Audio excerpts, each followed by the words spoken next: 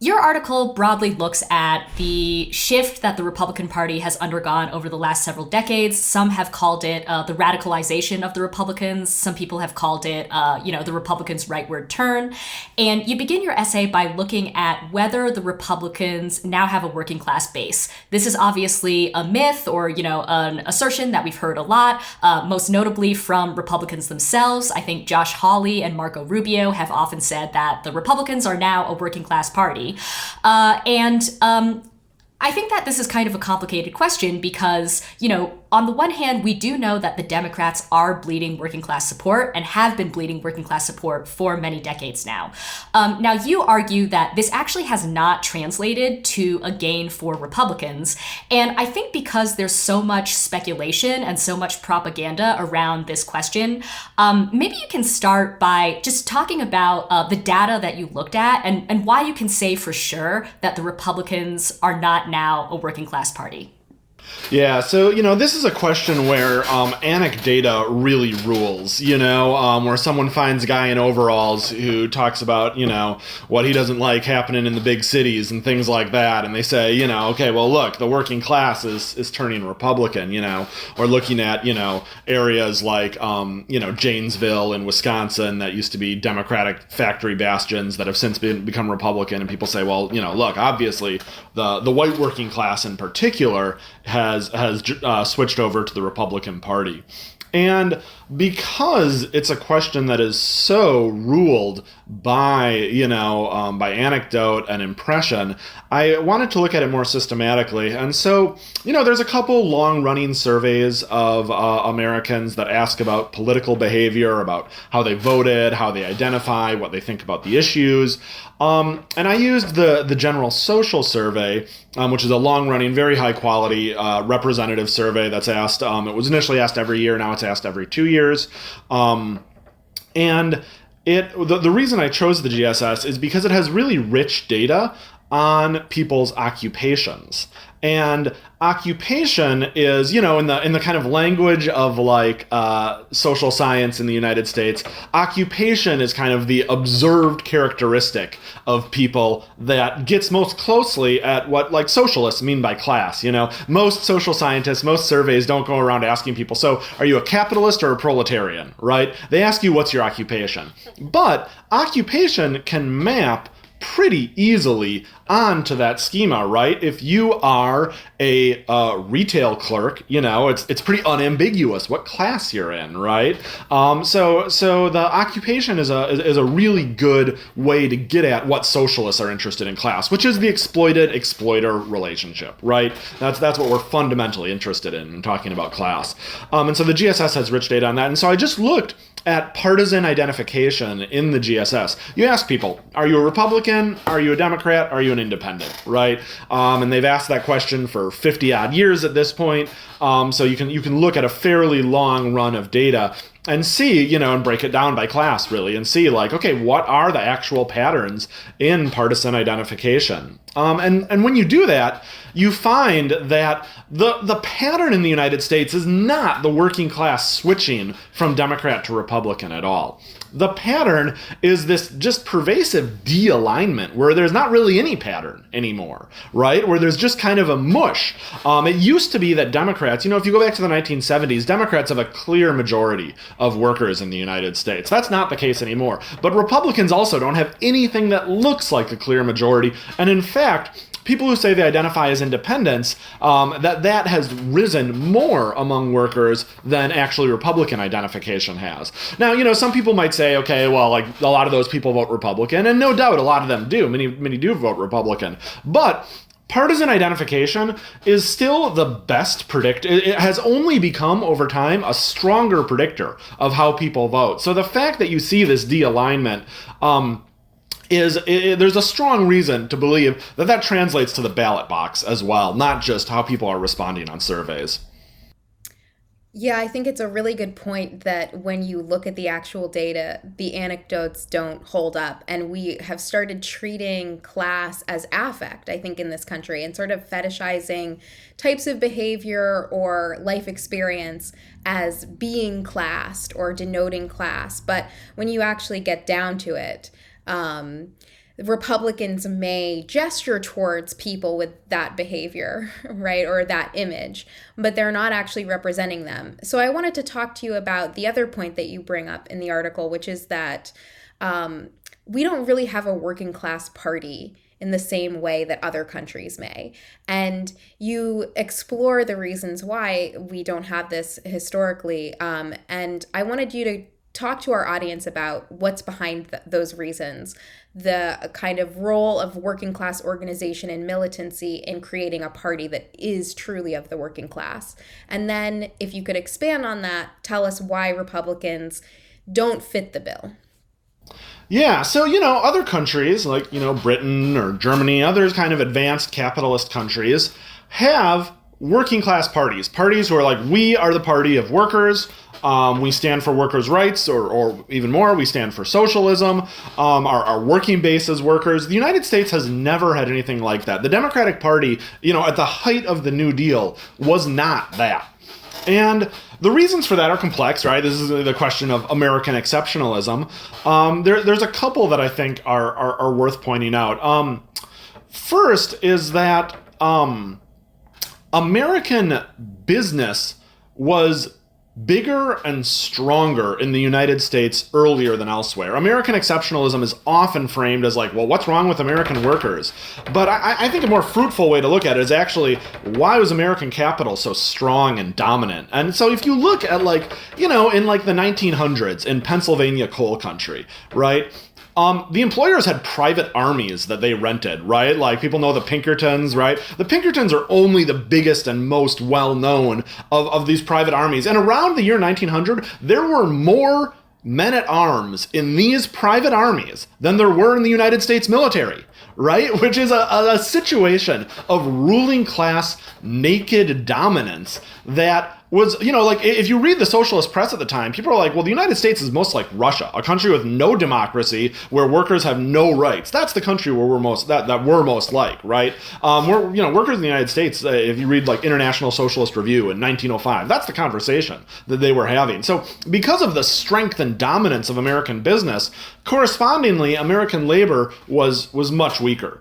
Was much less able. And so American labor, after the defeat of the Knights of Labor in the 1880s, the kind of industrially oriented radical unions, American labor organized around craft lines, sectional defensive organization that was groups of skilled workers trying to defend their kind of narrow prerogatives to bid up the price of their labor power, often by excluding people from the market, right? Like that kind of organizing is not conducive to the formation of a class-wide political party in the same way that industrial unionizing is, and that only comes to the U.S. on a large scale in the 1930s.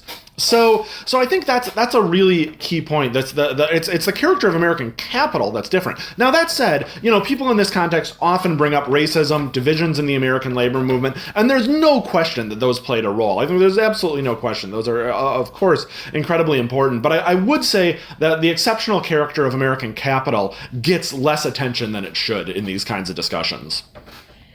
So, I'm jumping ahead a little bit, but you talk about how that unique characteristic of American capital actually has to do with, or it's actually very important for the trajectory of the Republican Party. And we'll get into that, but I want to first ask you about the American political party system. In your article, you talk about how weak it is, how the American political parties are not like political parties in other parts of the world, as you were just referring to. And this, as you argue, is kind of this key part of the transformation of the Republican Party. So I guess the question for you is, why are American political parties so weak? And then following from that, how does that affect the shape of the Republican Party? And specifically, how does that influence the role that money comes to play in politics? Yeah, so American parties have been weak for a very long time in the United States. Really going back, like if you read the founding fathers on if you read Alexander Hamilton and these people, they're like, we don't want parties. We want a country in which there's not going to be political parties. Like the Constitution, the system of checks and balances is actually partially set up to be like, this is going to make it hard for parties to form because everything's going to be such a mess. No one's going to be able to coalesce around everything. Everyone's going to be wheeling and dealing behind the scenes. So there's not going to be any of these kind of permanent parties. And, that was a kind of political thought that the constitutional generation had that was in some ways coming out of the experience of the English Civil War a century earlier, where like a lot of English political theorists were like, if you have open political parties, it leads to war. So you don't want to have those. So the American Constitution and the early political system is very anti-party. Now, parties inevitably form because if you have even a modicum of democracy, people are going to form organizations to advance their interests, right? Parties are going to form. And throughout the 19th century, the American parties are basically just coalitions of regional elites. They're just kind of, it's like the local political machine here is allied with the political machine over there, and that's what the American party system looks like. There's no left-right divide in the American parties. There's no ideological basis to the parties, and that's true in a lot of places. That the early parties are just kind of cartels of local notables. What's different is partially because in the United States you don't get a strong workers' party. There's no ideological shaking out of the party system in the way that happens in much of the rest of the capitalist world, where you've got a workers' party and everyone else has to be kind of like, what are we going to do about them? Are we going to kill them all? That's the conservatives. Or do we think that there can be some kind of compromise with them? That's the liberals, right? Like, that's how party systems shake out all over the rest of the advanced capitalist world. In the U.S., that never happens. In the U.S., instead, we get, we get something of a clarification from the 30s to the 60s, right? By the 1980s, everyone knows the Democrats are the Liberal Party, the Republicans are the Conservative Party. But what we don't get is a solidifying of these parties into cohesive institutional apparatuses. And the part of the reason for that goes back to actually like progressive era reformers, like people who were like, I'm a progressive, I'm against the power of big business.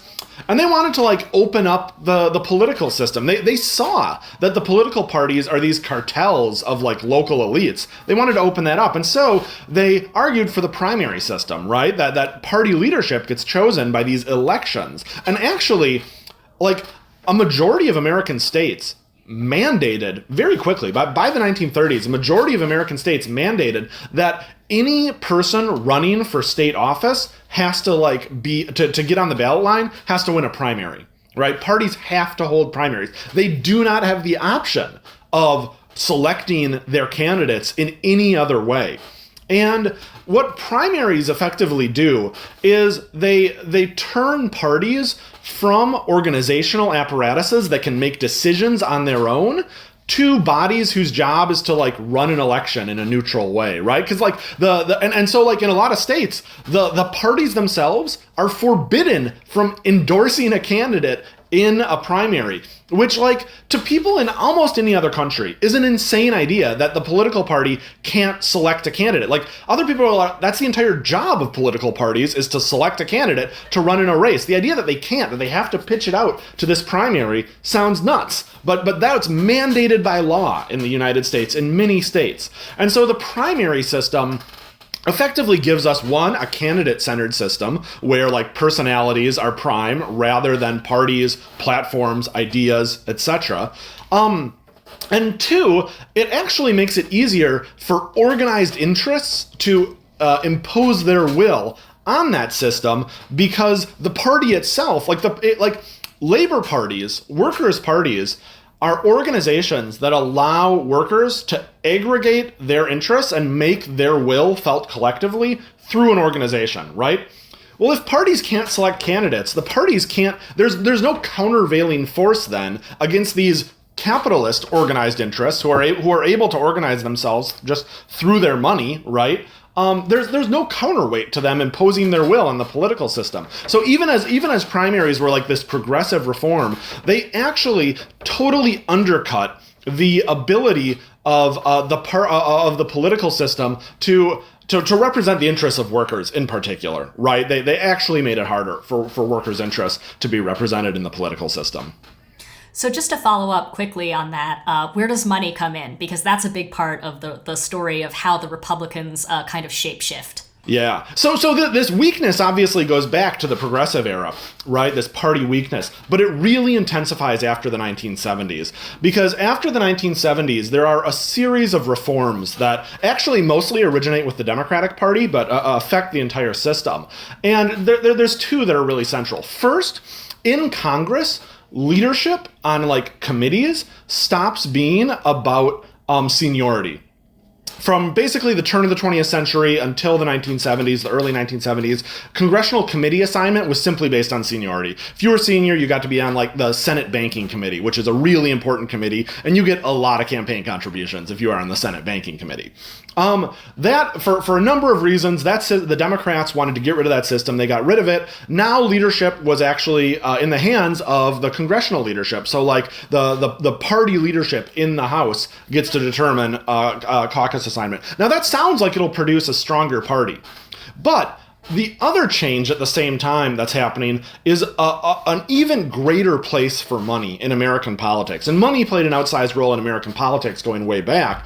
But in the 1970s, campaign costs really start rising as like radio and television campaigning really starts taking off. So campaign costs are shooting through the roof. The parties need more money than ever. They passed some campaign finance rules that help facilitate that. And importantly, they clarify the legal status of PACs. Because PACs were actually, political action committees, were actually started by labor. CIO starts the first PAC in the United States.